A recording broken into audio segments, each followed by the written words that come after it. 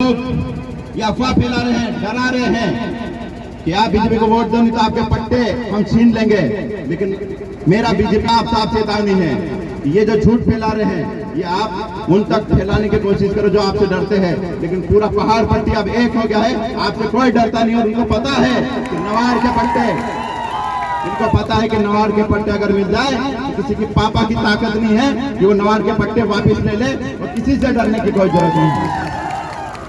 हमारे अभी जो पूरे सेंधा विधानसभा का माहौल है, खुशी का माहौल है, और इसलिए खुशी का माहौल है कि पूरा सेंधा विधानसभा का परिवार एक हो गया है। और एक होने के बाद में रोजगार की जब बात आएगी तो सेंधा में जो पहले जिनिंग फैक्ट्री थी जो 120 के आसपास थी, अभी मुश्किल से 10-12 बची हुई है।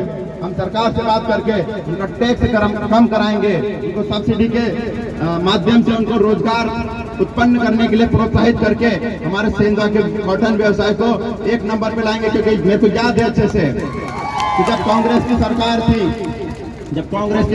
थी तब सेंधा में जिनिंग फैक्ट्री का उद्योग एशिया में नंबर 2 का था। लेकिन हम कोशिश करेंगे कि 2 नंबर से 1 नंबर पे लेकर पूरे सेंधा में कॉटन का व्यवसाय करके हमारे लोगों को रोजगार मिलेगा, हमारा सेंधा का डेवलपमेंट होगा, पकाते उसका उचित मूल्य हमको सेंधा में मिलेगा।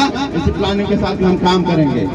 आप लोग सुबह से, मेरे को तो लग रहा रात से आप तैयारी कर रहे थे इस कार्यक्रम के लिए। आप आए, आपने इतना अच्छा कार्यक्रम को सफल बनाया, बिना किसी झगड़े के, बिना किसी से विवाद करे जो इतना अच्छा कार्यक्रम बना है, इसके लिए बहुत बहुत धन्यवाद देता हूं मैं। और आपको विश्वास दिलाता हूं कि जिस प्रकार से आप यहाँ पर मेरे कहने पे आए, आपको जब भी जरूरत पड़ेगी, आपकी जो भी मुसीबत होगी, आप जब बुलाओगे, मैं आपके घर में, आपके गांव में आके काम करूंगा। मैं आपके घर में आके काम करने के लिए वादा करता हूँ। आपको मेरे यहाँ आने के लिए सिर्फ खुशी के लिए बुलाऊंगा, और जब भी आप मुसीबत में रहेंगे और जब मेरे को बुलाएंगे तो मैं आपके क्षेत्र में आके काम करूंगा और आपकी हर मुसीबत को मैं आपके काम करके दूंगा। साथियों, सेव परमल लाए हैं, आपको आसान नाश्ता करके जाना है और घर जाए शांति से जाना। 2 दिन और मेहनत करनी है जिस प्रकार की आपने मेहनत की थी। मैं एक नारा लगाऊंगा, जय कांग्रेस। हाँ, एक बात और बता रहा हूं मैं कि जो लाइट की परेशानी आ रही है और जो बिल वसूल करने की बात आ रही है, तो आपने उस लाइनमैन को, उस विद्युत कर्मचारी को बोल देना कि हमारी सरकार बन रही है और 5 HP तक की लाइट हमारे को 5 साल तक फ्री है। 1 रुपए 5 साल तक हमारे को 5 HP तक की लाइट का बिल देने की कोई जरूरत नहीं है, और 10 HP तक लाइट रहेगी हाफ।